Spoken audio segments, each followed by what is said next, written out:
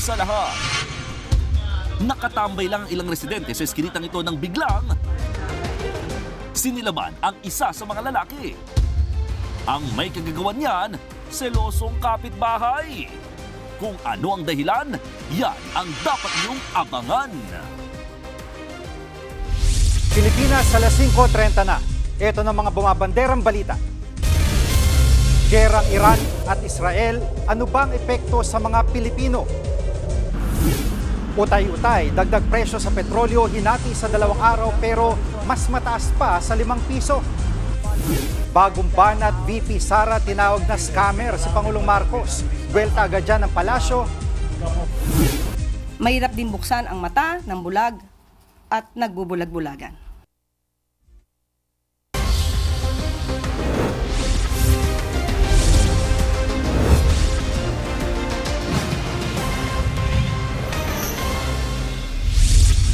Hinati sa 2 araw ang taas presyo sa petrolyo ngayong linggo pero abot ito sa mahigit 5 piso. Live mula sa TV5 Media Center, nangunguna sa balita si News 5 Transportation Correspondent Gerard de la Peña. Gerard, pakimay nga ng ipatutupad na taas presyo. Sige, bukas at sa Thursday nga magpapatupad ng dagdag singil sa produktong petrolyo ang iba't ibang oil company. So bukas at sa Huwebes, magkaibang araw ito, Gigi, 175 ang aasahan nating dagdag sa kada litro ng gasolina, 2 pesos and 60 centavos naman sa kada litro ng diesel at 2 pesos and 40 centavos sa kada litro ng kerosene. Alam mo, Gigi, kung tutuusin, mas mataas pa yan kumpara dun sa naunang estimates ng mga industry sources natin na ginawa nila last week. At ang sabi ng Department of Energy dyan, dahil yan sa lumalalang tensyon sa pagitan ng Israel at ng Iran, kaya posible magkaproblema tayo sa supply. Kaya tataas talaga ang presyo, Gigi. At Gerard, anong reaksyon ng mga tsuper sa utay-utay na oil price hike? Alam mo, Gigi, sabi ng mga transport groups kanina, parang baliwala rin daw itong ipapatupad na staggered na increases doon sa presyo ng langis. At ang sabi nila, para daw sa pangmatagalan, mas maganda raw kung tatanggalin na lang yung excise tax sa langis. Pakinggan natin ang pahayag ng piston tungkol dyan. Parang ang gusto nga palabasin, may utang na loob tayo dahil hindi biglaan. Ang isinsya nun, parang bibitayin ka ng January, gawin nating Marso para hindi bigla. Pero isinsya nung bitay ka pa rin. At Gerard, may iba pa bang planong gobyerno para matulungan ang mga tsuper? Gigi, pinag-uutosan ng Malacanang yung pagre-release ng fuel subsidy para sa mga bus, sa mga jeepney, sa mga taxi, TNVS at pati na rin sa mga tricycle. So i-distribute yan dito sa mga tsuper at operator oras na sumampa sa $80 per barrel ang presyohan ng langis sa global market. Pero sa ngayon nasa $76 pa tayo. Pero ang sabi naman ng LTFRB, handa naman daw sila dito kung sakaling mangyari na ito. Pero ang sinasabi rin ng LTFRB dito, yung proposal na magkaroon ng dagdag singil sa pasahe sa jeep na dagdag na piso, right now nandun yan sa DepDev, yung Department of Economy, Planning and Development, at sila'y nag-aaral kung ano yung pwedeng maging impact nito sa inflation natin. Pero sa ngayon, sabi ng LTFRB, parang hindi sila interesadong i-push na itong fare hike dahil magkakaroon naman daw ng iba't ibang mga programa pa para hindi masyadong maramdaman ng mga mamamayan yung pagtaas ng presyo ng mga produktong petrolyo natin. Gigi. At Gerard, may plano bang gobyerno kung sakaling isara ng Iran yung Strait of Hormuz na dinadaanan ng global supply ng langis? Gigi, may mga contingency measures naman daw ang Department of Energy patungkol dyan. Pero ang paglilinaw nila, yun daw dumadaan dyan sa Strait of Hormuz ay nasa 20% lang ng ating imports. At yung 80% ay nanggagaling sa iba't ibang bahagi ng mundo. So kung kunyari magkaroon ng kakulangan sa supply dyan, inaasahan ng global market na maglalabas ng reserves ang mga bansang katulad ng US at saka ng Japan. Pero dahil nga medyo short sa supply, talagang asahan natin na magtutuloy-tuloy sa pagtaas ang presyo ng langis sa global market na apektado tayo dito locally sa Pilipinas. Gigi. Yan pong ulat ni Gerard de la Peña live mula sa TV5 Media Center. Mahigit 200 Pilipino sa Israel ang gusto nang umuwi sa gitna ng gulo roon. Isang OFW naman ang ninakawan habang nagkukubli sa isang bomb shelter. Nangunguna sa balita si Rainiel Pawid, exclusive. Rainiel, ano nangyari sa kababayan natin doon? Gigi, eksklusibong binahagi sa atin ng OFW na si Shai Kabayan kung paano sila ninakawan sa kasagsagan ng missile attack sa Israel. Ayon kay Shai, nagtatago sila sa bomb shelter nang pasukin ng mga kawatan ang kanilang bahay. Sa ilang screenshot ng CCTV, makikita ang nakalabas na ang kama ni Shai mula sa kanilang bahay. Pati ilang gamit sa kanyang kotse, tinangay pa ng mga magnanakaw. Pero para sa OFW, napapalitan naman ang mga gamit na ito. Mas nanaig daw ang takot nila sa mga missile attack sa gitna ng mas tumitinding girian sa pagitan ng Iran at Israel. Mahigit 200 Pinoy sa Israel ang gusto nang umuwi ayon sa Embahada ng Pilipinas doon. Bukas na umaga, darating na sa Pilipinas ang 26 na OFW at isang turista na naipit sa bakbakan sa Israel. Pinoproseso na rin ang pag-uwi ng 33 pa nating kababayan doon. Wala naman daw nasaktan sa mga Pinoy healthcare workers na nagtatrabaho sa elderly care facility na nabagsakan ng Iranian missile. Habang walang Pilipino ang inilipat na matutuluyan matapos matamaan ng missile ang kanilang apartment. Sa Iran naman na binomba ng Amerika, walang Pilipino ang napabalitang nasaktan. Nagpaparepatriate na roon ang 6 na OFW at 2 turista. Makakauwi na rin sila sa darating na Huwebes. 2 Pinoy seafarers din ang humiling na makauwi na dito sa Pilipinas. Sa tala ng DFA, nasa 1,200 ang Pilipino sa Iran. Karamihan sa kanila ay asawa ng Iranian nationals. Gigi, sa ngayon, hindi pa nakikita ng DFA ang pagtataas sa Alert Level 4 o Mandatory Repatriation Status sa Israel at Iran. Pero nakahanda na raw ang mga hostel na pwedeng tuluyan ng mga Pilipino sakaling mas lumala ang tensyon sa parehong bansa. Balik sa iyo, Gigi. Yan ang ulat ni Rainiel Pawid mula sa Mandaluyong. Tinawag na scammer ni Vice President Sara Duterte si Pangulong Bongbong Marcos dahil wala raw itong natupad sa kanyang mga pangako nung kampanya. Sinabi ito ng bise na makiisa siya sa Free Duterte Now rally kasama mga Pinoy sa Melbourne, Australia nitong weekend. Ayon kay VP Sara, wala siyang sama ng loob kay PBBM kaugnay ng anyay political persecution sa kanyang administrasyon. Pero may problema raw siya sa mga nilabag umanong batas ng gobyerno nang ipaaresto ang kanyang amang si dating Pangulong Rodrigo Duterte. Malinaw daw na politically motivated ito dahil insecure umano ang administrasyon. He has not followed through with any of his campaign promises. And that is an example of the conflict with regard to our president. And budol in English is scam, no? Yeah. We're not surprised. He has the hallmark of a scammer. Tungkol naman sa impeachment, sinabi ni VP Sara na handa na ang kanyang mga abogado sagutin ang writ of summons ng Senate Impeachment Court. Ngayong araw daw ang deadline niyan. Sasagutin na rin daw ng kampo ng bise ang utos ng ombudsman kaugnay ng umano'y manumalyang paggastos ng confidential funds. Pinaliwanag naman ni VP Sara kung bakit hindi siya ulit pupunta sa State of the Nation address si Pangulong Marcos sa July 28. I do not intend to attend the State of the Nation address of President Marcos since I don't think he will be providing anything substantial about our country. And it would be best to spend that time with the Filipino community discussing what we can do for the country and to improve the country. Sinagot na Malacanang ang mga bagong banat ni Vice President Sara Duterte kabilang ng pagtawag niya sa Pangulo na scammer. Live mula sa TV5 Media Center, nangunguna sa balita si News 5 Palace Correspondent Maricel Halili. Maricel, anong sagot dito ng palasyo?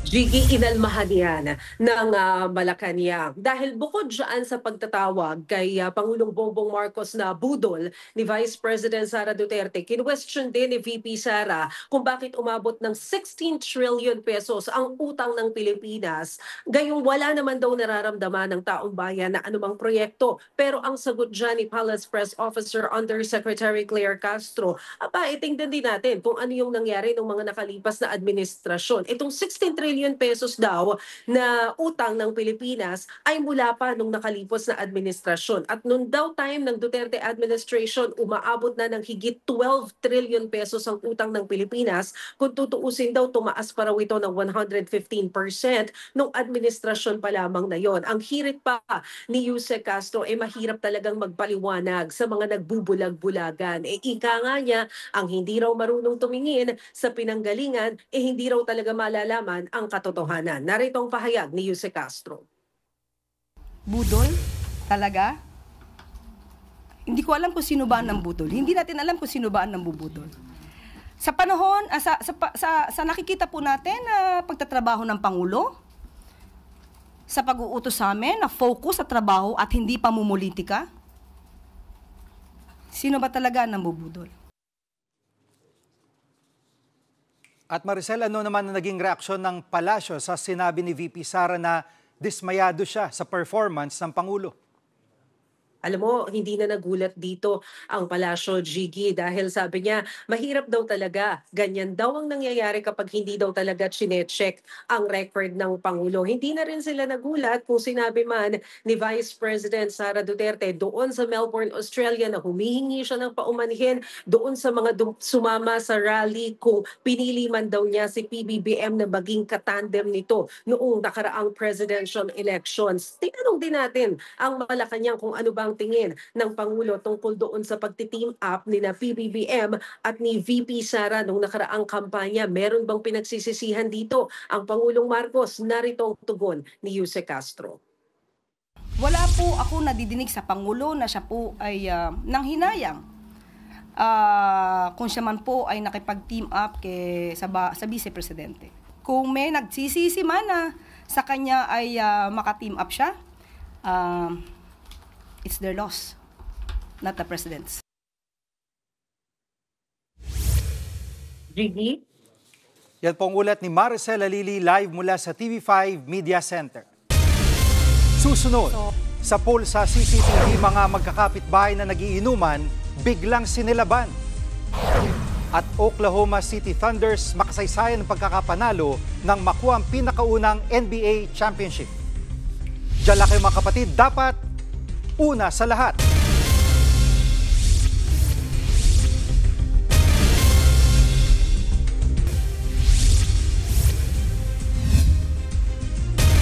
Pinababasura ng defense team ang ika-4 na impeachment complaint laban kay Vice President Sara Duterte. At live mula sa Senado, nangunguna sa balita si News 5 Senate Correspondent Mean Los Baños. Mean, natanggap na ba ng Senado ang kopya ng petisyon?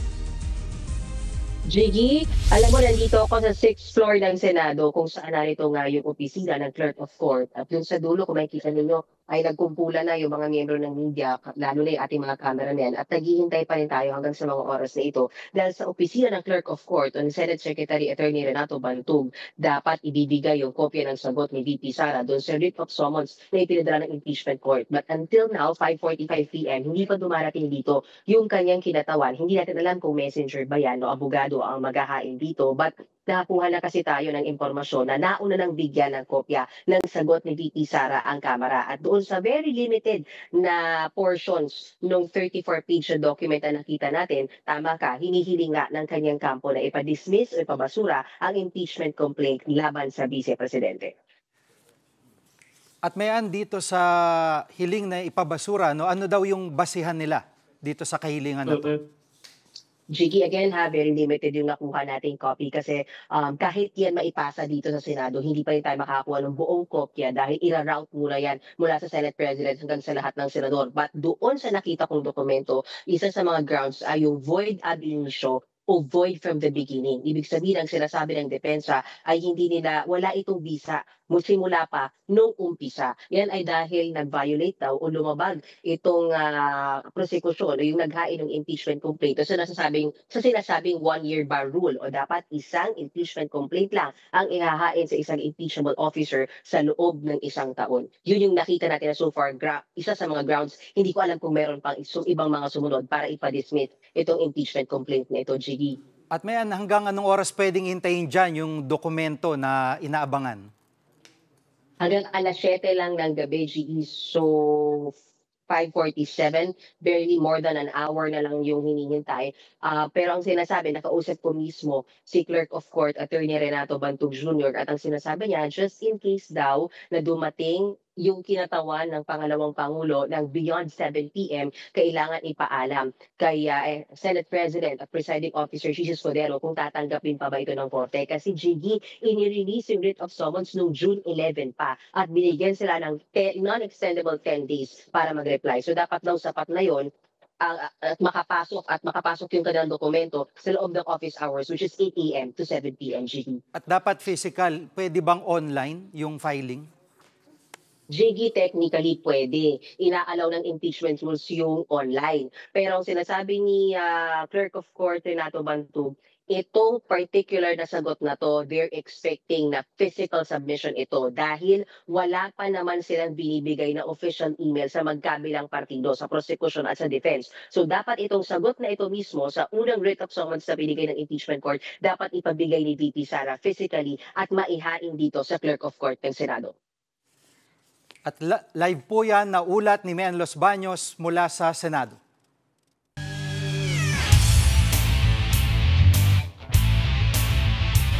Para sa nangungunang balita sa sports, makakasama ulit natin ang ating kapatid na si Diego Dario. Diego. Thank you, Jiggy. Nakuha ng Oklahoma City ang pinakauna nilang NBA championship matapos pataubin ng Indiana Pacers sa do-or-die Game 7. Mahigpit na depensa ang ipinamalas ng Thunder papunta sa 103-91 win. Napwersa nila ang Pacers na mag-commit ng 23 turnovers. Malaking dagok din para sa Pacers ang pagka-injure ng star player nilang si Tyrese Haliburton. First quarter pa lang ng laro nang umexit si Tyrese at hindi na nakabalik muli. Pinatunayan ni Shai Gilgeous-Alexander na karapat-dapat siya sa MVP award matapos mag-ambag ng double-double na 29 points at 12 assists. Lilipat na sa Houston Rockets si Phoenix Suns star Kevin Durant. Base sa mga report na trade si Durant papunta sa Houston kapalit ni Jalen Green at Dillon Brooks. Ibibigay din ng Rockets sa Suns ang 10th pick sa susunod na draft at 5 second-round pick. Sa fans, unang nabalita ni Durant ang trade pero looking forward na raw siyang maglaro para sa Houston. Susunod, dating radio broadcaster binaril sa loob ng isang spa, patay. At tapatang Capital One Solar Spikers kontra Signal HD Spikers sa PVL On Tour, mas tumitindi. Huwag kayong bibitiw, dapat una sa lahat.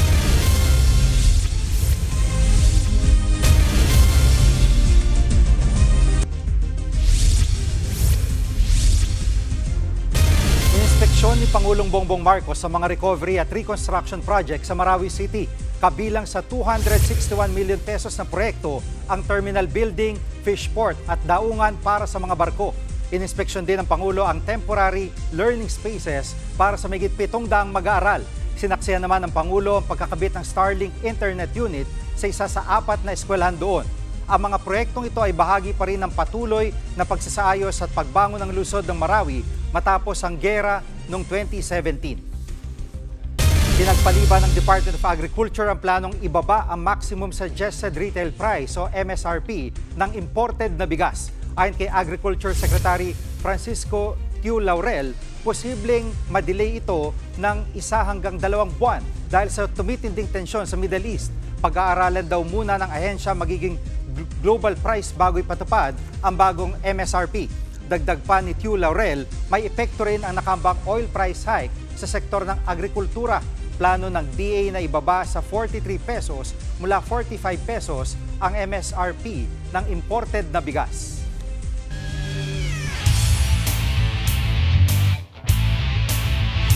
Back-to-back out-of-town volleyball action ang hatid ng PVL On Tour para sa fans. Mula sa Vigan, Ilocos Sur, nangunguna sa balita si Ian Suyu. Ian? Diego, panibagong PVL action nga naman ang inaabangan ng mga fans dito sa Chavit Coliseum sa Ilocos Sur. At kung kahapon, nagsimula na yung kick-off nitong PVL On Tour. Ngayon, 4 na teams ulit ang maglalaban-laban para makapondo ng panalo. First serving nga ngayong hapon ang tapatang Capital One Solar Spikers kontra sa Signal HD Spikers. Sa ngayon, nasa Signal ang momentum matapos nilang makakuha ng umaatikabong straight win kontra sa Akari Chargers. Agad nagparamdam si newly acquired hitter Erica Santos na may 14 puntos tungo sa kanilang unang panalo. Pero ang Capital One, gigil na makabawi. Kahit wala ang kanilang top rookie na si Bella Belen, nandiyan pa rin na gumagabay sa kanila ang kanilang bagong head coach. Walang iba, kundi si Alas Pilipinas coach Jorge Souza de Brito. Mamaya naman, salpukang Creamline Cool Smashers kontra sa Akari Chargers ang aabangan sa second game. Dumagundog ang hiyawan kahapon sa pagbisita ng Creamline dito sa Ilocos. kung saan nagwagi nga rin sila in straight sets sa pangunguna ni na veterans Michelle Gumabaw at Gemma Galanza. Ayon kay Creamline head coach Sherwin Meneses, asahan raw na mas magiging pulido ang kanilang opensa at depensa at dahil target din nila na makuha ang impressive 2-0 start ngayong tour. Ang edisyon ng ito ng PVL on Tour, yung kauna-unahang tournament format, nahati yung 12 teams sa 2 pool, kaya't asahan na mas magiging umaatkabo ang mga susunod na bakbakan sa mga susunod na araw.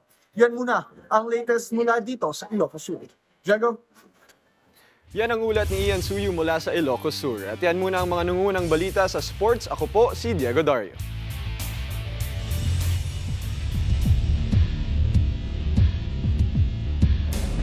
Narito mabilis sa pasada sa iba pang balita. Lapnos ang mukat katawan ng 28 anyos na lalaki matapos siyang silaban ng isa pang lalaki habang nagiinom sa Taguig City. Base sa investigasyon, dati na raw pinagbantaan ng sospek ang biktima. Pinagseselosan niya kasi ito sa pagiging malapit sa kanyang misis. Critical ngayon ang biktima habang patuloy namang tinutugis ang sospek. Inararo ng motorsiklo ang mga nanonood ng karera sa Dipolog City. Sa kuha ng CCTV, sumemplang muna ang motor bago sumalpok sa mga manonood. Patuloy ang investigasyon ng mga otoridad sa insidente. Patay ang dating radio broadcaster si Ali Makalintal matapos pagbabarili sa General Santos City.